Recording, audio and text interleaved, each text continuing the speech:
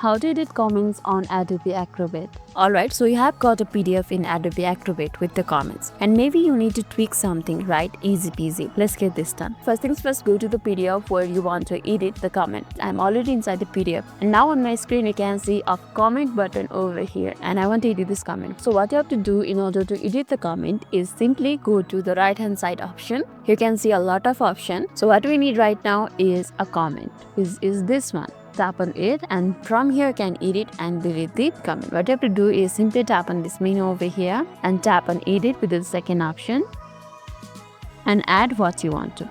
Like add what you want to. And once done, simply tap on post. And now let's go over here and see it is updated. And that's it, you have just edited a comment in Adobe Acrobat. Super simple, right? So that's all for today's video, and if this video made your day a little bit easier, don't forget to like and subscribe for more amazing tips. Thanks for watching and see you in the next video.